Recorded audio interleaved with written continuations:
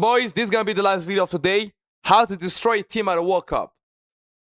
Looks like it's a video about Portugal, and I'm like, who destroyed Portugal? The coach or Ronaldo? Let me find out. Roberto Martinez is a funny individual. At his age right now, do you think using Cristiano Ronaldo as a starter for a 90-minute during the whole tournament is very effective, or there is another way in your mind to use him in the coming games? Can I ask you something? Do you know how many minutes Cristiano played last season? Every game with Al Nassr. Then you're answering your question. Somehow this guy always Yeah, for you guys who don't know why they brought this guy, it's one reason. When they had Fernando Santos, the guy who won them the Euro 2016, the guy stopped putting Ronaldo on a fucking bench. Yeah, you remember 2022 World Cup? Ronaldo was on a fucking bench, and his substitute, Goncalo Ramos, came and fucking put a hat trick in a fucking bag, nigga. So obviously, he kept putting him on the bench, and when Morocco defeated them, they had to chase Santos because they said, oh, we lost because you did not play Ronaldo. And they brought Martinez because they knew one reason. Martinez grazed Ronaldo so bad. And when he played Ronaldo, obviously Ronaldo's not going to score. Unless you give him a Uzbekistan or give him a penalty, don't ask him too much about scoring. And guess what? The attack was dead, and people start blaming the midfield.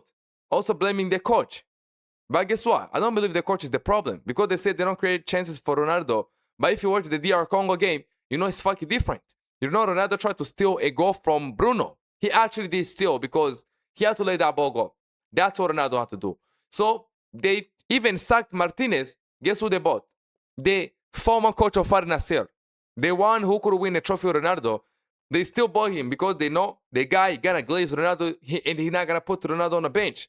Basically, the Portugal FA, the Federation of Portugal right now, they are literally doing unimaginable mistakes, bro. These people, they are literally moving like Thomas Tuchel after scoring a goal versus Argentina. Literally making only the bad moves.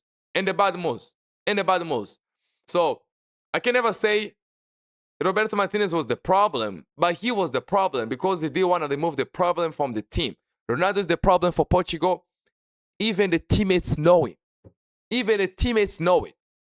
But these people want to act, oh, it's Ronaldo, he has a big name, you cannot put Ronaldo on the bench, and they got to pay the price of every fucking time. Because right now, Portugal has the best team ever. Ever. They're literally top 3 teams. But that team always suffers every single fucking time.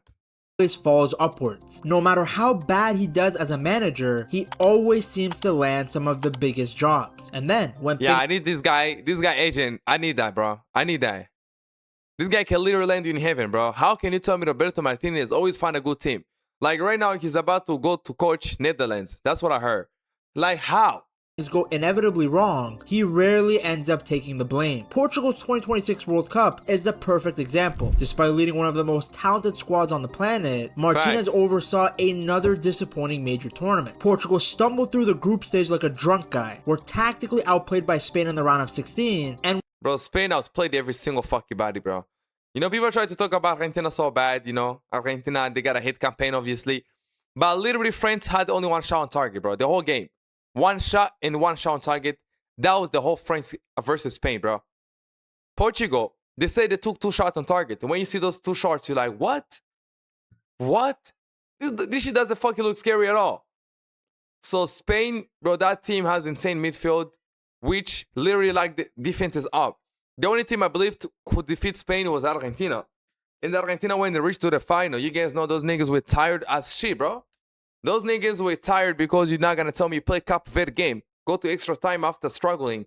Then 4 days later, you play Egypt, you have to pull a comeback out of your fucking ass. Then 4 days later, you have to play Switzerland, which is going to take 220 minutes as well. Then 4 days later, you have to fucking put a comeback out of your ass versus England.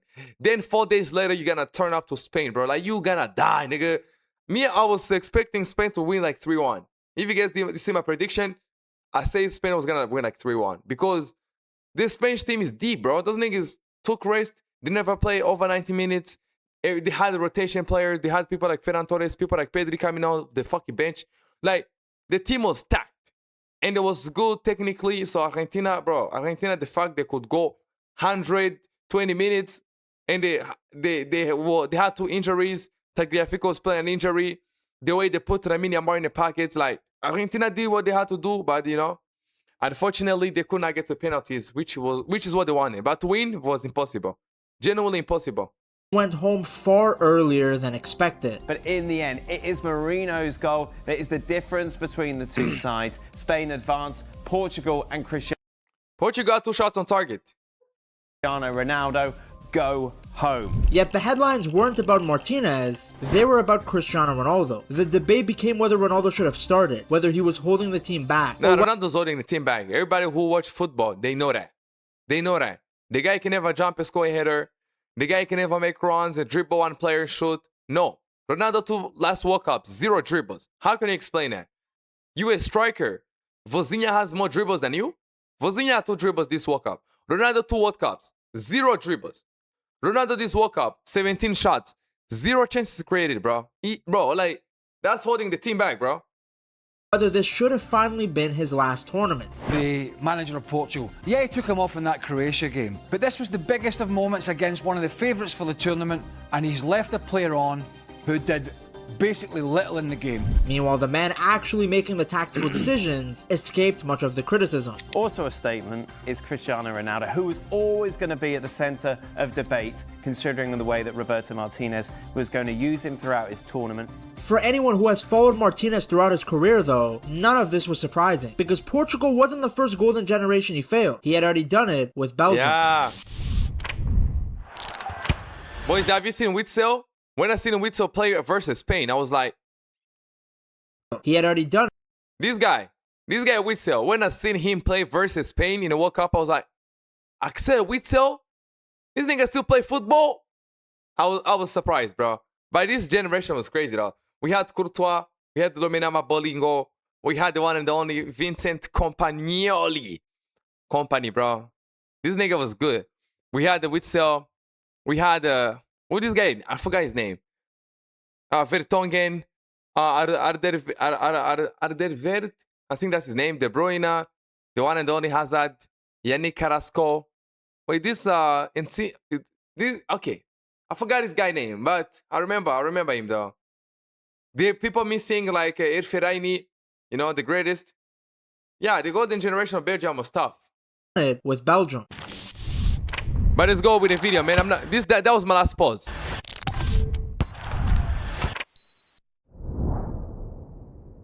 When Roberto Martinez became Belgium's manager in 2016, he inherited what many people believed was the best squad in the country's history. Almost every position was filled by... Let me find his name. Simon Mignoret. You guys remember Simon Mignoret? We played for Liverpool, bro. Ardervert, Meunier. That was Meunier. Yeah, Meunier. Vertonghen, Boyata, Company, Fellaini, Witsel, De Bruyne, Hazard, Chadri the greatest, Torgen Hazard little brother, Yuri Tielemans. That nigga still play even today right now, bro. What? Michi Batshuayi, my Congolese brother who refused to play for DRC. Yannick Carrasco, the greatest. Januzaj, yes sir. That was Januzaj, bro. Adnan Januzaj. Oh no, that was Dries Mertens. Fuck. Yeah, I remember Januzaj played for Manchester United, bro. That was Mertens. A world-class player in his prime. You had Kevin De Bruyne, who was one of the best playmakers on the planet. Facts. You had Eden Hazard, who was at the peak of his powers with Chelsea. Lukaku couldn't stop scoring. Behind them were Vincent Lukaku was ass. Company, Jan Vertonghen, Toby Alderweireld, and Thibaut Courtois. For most managers, it was a dream job. Now, to be fair, Martinez did improve the team early on. After the more chaotic years under Mark Wilmots, Belgium looked calmer in possession, more organized, and more confident on the ball. Everything came together at the 2018 World Cup. In the quarterfinal against Brazil, Martinez made what many people still consider the best tactical decision of his career. He abandoned his usual system and pushed Kevin De Bruyne into a false nine role. De Bruyne's movement dragged Brazil's defenders out of position, creating huge spaces for the likes of Eden Hazard and Lukaku to attack on the counter. The plan worked perfectly. Belgium stunned Brazil 2-1 before eventually finishing third, the best World Cup finish in the nation's history. It was the greatest night of Martinez's coaching career, either that or when he won the FA Cup with Wigan. Ironically though, it may have also been the worst thing that ever happened to him. That win created the image of Martinez as this tactical mastermind. From that point on, there was very little reason for anyone inside Belgian football to question him. The success in Russia became proof that his ideas worked, and that belief stayed even as the squad slowly began to age. Instead of evolving with his players, Martinez largely stuck to the same philosophy that had brought success in 2018. The problem was that Belgium didn't stay the same after that. Its players got older. Big head Vincent Kompany retired. tired. Alderweireld and Jan Vertonghen gradually lost the pace that had once allowed Belgium to play such a high defensive line. And perhaps most importantly, big juicy bum Eden Hazard's career was derailed by injuries. Juicy bum, yeah. After joining Real Madrid. The team that had reached the World Cup semifinals simply wasn't the same anymore. Now, top managers adapt when their squad changes. Martinez didn't. He stayed loyal to the same 3-4-2-1 system that had worked in Russia, even though it demanded enormous amounts of energy from his wingbacks. As players like Thomas Meunier, Yannick Carrasco, and Thorgan Hazard got older, Belgium's attack became slower and easier to defend. The ball moved from side to side, cross after cross came into the box, but there was very little movement through the middle. Opponents quickly figured out the blueprint. Just sit deep, protect the center, and force Belgium wide. Once teams did that, Martinez rarely had another solution. That became painfully obvious at Euro 2020. Belgium squeezed past Portugal in the round of 16, but when they came up against Roberto Mancini's Italy, they were second best for most of the game. Italy pressed higher, moved the ball faster, and controlled the midfield. Tactically, Belgium had no response. Too often, it felt like Martinez's plan was simply to hope Kevin De Bruyne would produce another moment of brilliance. It was KDB and inshallah. There was also another issue beginning to frustrate supporters as well. Martinez became fiercely loyal to certain players, even when their club form suggested they shouldn't be starting. No one symbolized that more than Eden Hazard. Despite barely playing for Real Madrid because of constant injuries, Hazard continued to start some of Belgium's biggest matches. Meanwhile, players like Leandro Trossard, who were performing at a much higher level every week for their club, often found themselves watching from the bench. To many Belgian fans, that was a big mistake though. That was a big mistake. Sent the wrong message. It suggested that reputation mattered more than performances, and over time, that kind of favoritism only made it harder for the next generation to establish themselves. Facts. Qatar. By the time the 2022 World Cup arrived, Belgium's golden generation was running on borrowed time. Many of its biggest stars were now in their 30s. Their legs weren't as quick. The intensity wasn't the same. And the team that once looked capable of winning every tournament suddenly looked old. Martinez again didn't really adjust. He largely trusted the same core that had carried Belgium for years. The cracks showed immediately. In their opening match against Canada, Belgium somehow escaped with a 1-0 win. The scoreline made it look like they were comfortable. The performance was anything but. The moose-loving Canadians dominated large stretches of the game, pressed Belgium relentlessly, and created chance after chance. Without the giraffe Thibaut Courtois saving an early penalty and a clinical finish from Michy Batshuayi, Belgium could have easily started the tournament with a loss. It was an early sign that something wasn't right. Then came the comment that changed everything. In the middle of the tournament, Kevin De Bruyne admitted that Belgium probably couldn't win the World Cup because the squad was simply too old. The comments created huge headlines and exposed cracks inside the dressing room that could no longer be hidden. After Belgium lost 2-0 to Morocco, Chat, you guys remember Morocco 2022? Oh my god. That Morocco, even right now, still miss that team, bro. That team gave me the most fun. The way they knocked out Spain and Portugal, oh my god, I was like, mwah.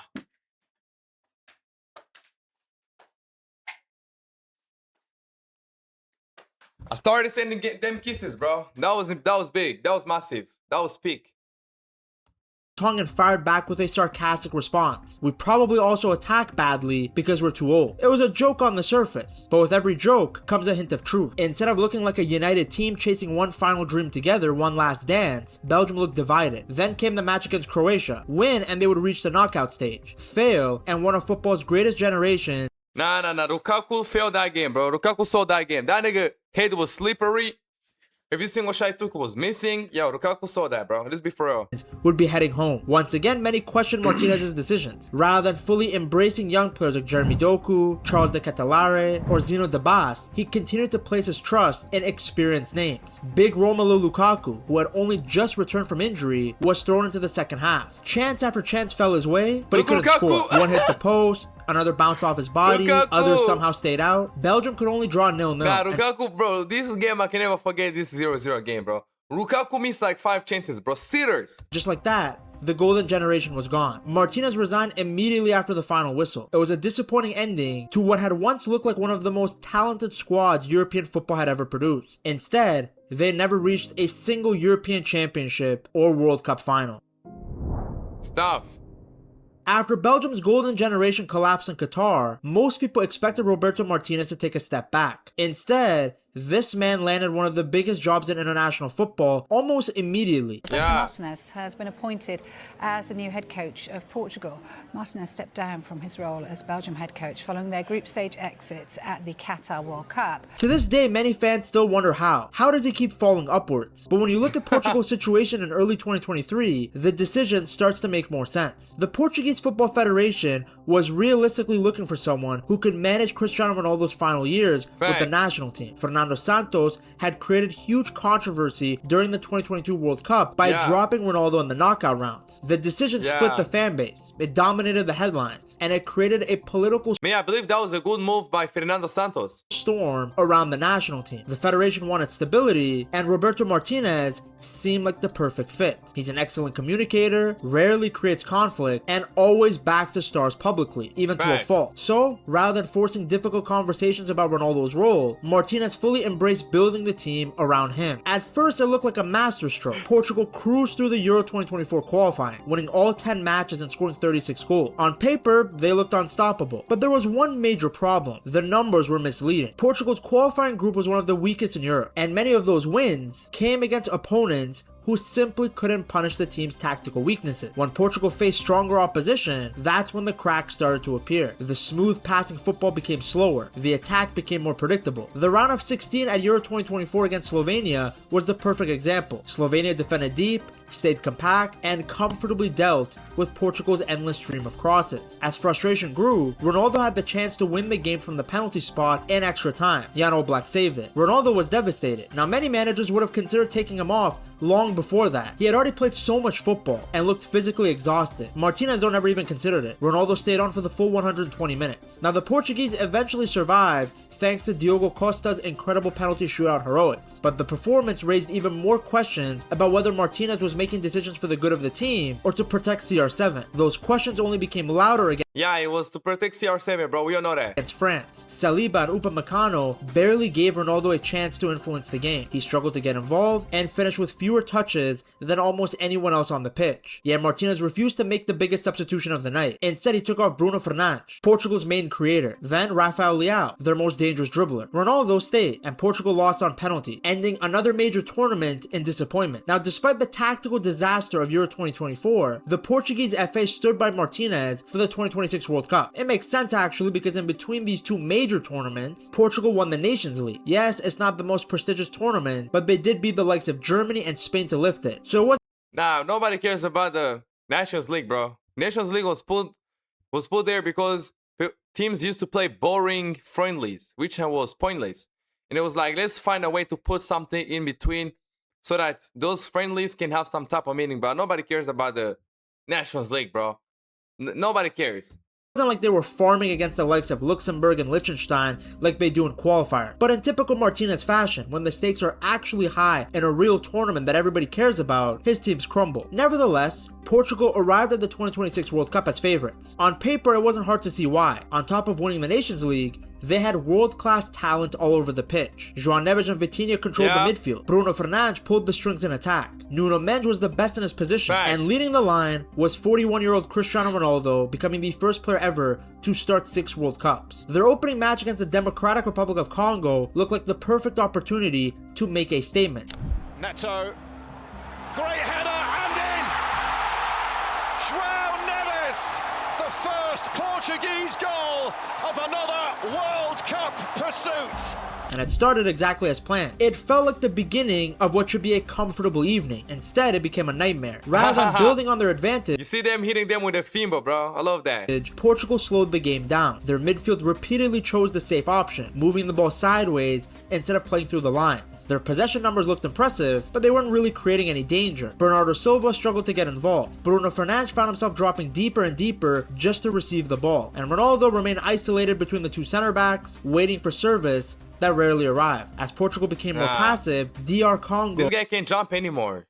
waiting for service that rarely arrived. He doesn't jump. He always fall claiming for a penalty, Portugal bro. became more passive, DR Congo grew into the match. Right before halftime, Wissa slipped behind the Portuguese defense and headed home the equalizer. Portugal suddenly looked Yo, Chad, you guys know how I celebrated that goal, bro. I was yelling. rattled. The second half was even worse. The attack completely lost its rhythm. Ronaldo missed 2 excellent chances.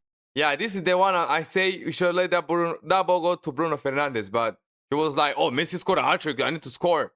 And yeah, he was fucking up his team. And when we say Ronaldo is not running the team, look the reaction of Bruno, look the reaction of everyone who's seen that. Is inside the box, and Look, Martinez everyone, waited they was like, what the fuck?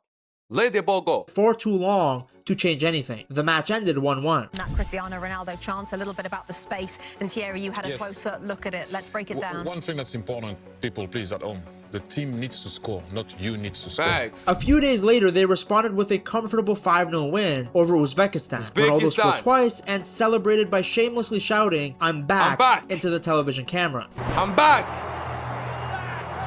I'm back. He was back at the airport just a few weeks after this. Yeah. Martinez declared that He was back at the airport. Few weeks after that, bro. It was funny. That shit was the funniest shit I've ever seen. I'm back. Portugal was improving and dismissed the criticism around his team, but many analysts weren't convinced. Uzbekistan had gifted Portugal several goals through defensive mistakes, and the performance did little to answer the bigger tactical questions surrounding the team. Those concerns returned in full force against Colombia. This time, Portugal were once again second best from the opening whistle. Colombia's aggressive pressing overwhelmed Portugal's midfield, making it almost But bro, you cannot defeat Colombia, bro. Colombia, yeah. If you think you defeat Colombia, you're crazy. impossible for Martinez's side to play through the pressure. The build-up repeatedly broke down, and Portugal spent long stretches pinned inside of their own half. If not for an outstanding performance from Diogo Costa, the result could have been far worse. And also VAR helped Ronaldo and Portugal to disallow that goal, which was not real offside. Portugal escaped with a 0-0 draw. Ronaldo was just another player today. He wasn't the superstar. Right. Apparently one of the best players that have ever kicked the ball. He just No, it was. he was just an ordinary footballer tonight. Which pretty much the Portuguese team were overall today. The result meant that Colombia topped the group, leaving Portugal to qualify as runners-up and fall into the much tougher side of the knockout bracket. Yes, it's not rigged by FIFA. Portugal could have had an easier path had they won the games they were supposed to win. So in the round of if Portugal could win against DR Congo, which was easy win because DR Congo, that was the first time playing the World Cup after 52 years, bro. DR Congo played the World Cup twice. One time was 52 years ago, another time was 2026. If they could win that game, which they had in their games, if Ronaldo was not a piece of shit, if Portugal could do that, they was going to play Ghana, round of 32. Then they was going to play Switzerland, round of 16. And then they was going to face Argentina, quarterfinals, which would have been a bigger match than the final. 32, they had to take on a very strong Croatia team, and they barely survived. They needed a late Gonzalo Ramos winner. Ronaldo cannot do what Gonzalo Ramos really did right there. Take on a very strong Croatia team, and they barely survived. They needed Ronaldo's not a guy anymore to stand in between two fucking tall defenders. A late goal overjump them and score a hitter. And you guys gotta know the reason why they removed Ronaldo from this match. Roberto Martinez knew Ronaldo is a problem because when Argentina is losing or winning, Messi always had to stay on because Messi can do something. But Ronaldo, when he managed to fulfill his ego and score a goal, his first knockout goal, they was like, let's remove him and bring Goncalo because Goncalo Ramos is a way better striker. Goncalo Ramos knew that. Roberto Martinez knew that. But they brought him to satisfy Ronaldo, which is genuinely stupid. You should think logically, not emotionally. Gonzalo Ramos winner, and the sensor on the ball to pick up a tiny strand of hair. Nah, that was crazy. They took a tiny hair, bro. And then there's a Portugal player who touched that ball as well, but still gave offside, bro. It's crazy. It's crazy. Yes, the guy tried to duck the ball, but he still touched the ball. He tried to duck it, but he still touched it. That was a robbery. Just to scrape past Croatia 2-1. That performance did little to ease the concerns about Roberto Martinez's tactics. Then came the biggest test of the tournament for the Portuguese, a round of 16 clash versus Spain. Spain had won 5 straight matches without conceding a single goal and were controlling games with ease through their midfield of Rodri, Pedri, Dani Olmo, and Fabio. Nah, this team is a fucking super team, bro. A team which could turn off. Okay. If Argentina had 7 days, as they did in Qatar, if you guys remember in Qatar, they had 7 days from semi-finals to the final. But this World Cup was 4 days. If they had 7 days, Argentina could at least do something. But still, this team is a super team. Super team.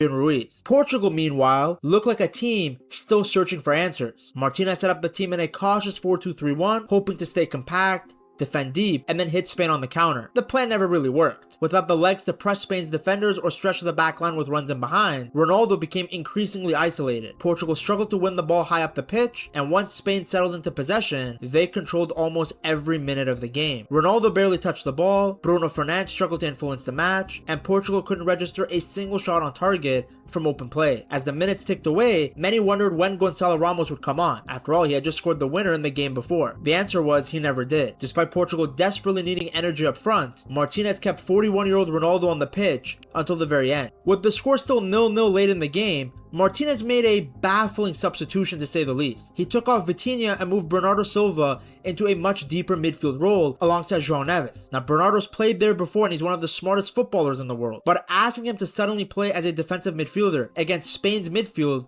was a huge gamble. Spain spotted the weakness almost immediately, because deep into stoppage time they won a free kick, and while Bernardo was still out of position, Spain restarted quickly. Merino burst into the space, got a pass from Ferran Torres, and calmly finished past Diogo Costa. Just like that, it was over. Portugal were out. For Martinez, it felt painfully familiar. Just like Belgium 4 years earlier, he had inherited one of the most talented squads in international football. Just like Belgium, the team looked brilliant on paper. And just like Belgium, it fell short when the biggest tactical decisions mattered most. In the end, Roberto Martinez's legacy isn't defined by what he won, it's defined by what he failed to win. To Martinez's credit, he's always understood the politics of football, he's an excellent communicator, calm under pressure, and speaks well in front of the media. But yeah, and you also know how to manage these egos, bro. He really knows that, but sometimes managing egos is not managing teams. You have to manage a team to win. major tournaments are not won in press conferences. They're won through bold decisions, tactical flexibility, and the courage to make difficult calls when the moment demands it. And that's where Martinez has repeatedly fallen short. If you enjoyed this video, I'm sure you will love this one too. Check it out right here. Alright, bro. That'll be video by the one and only Talks Football. So, boys, that'll be stream. We outside. Let me go play some. I said I was gonna go for a walk, but there's too much sand out here. So what am I gonna do instead? I'm just gonna chill out and do what? Chill out and yeah, have some chill time, bro. We outside.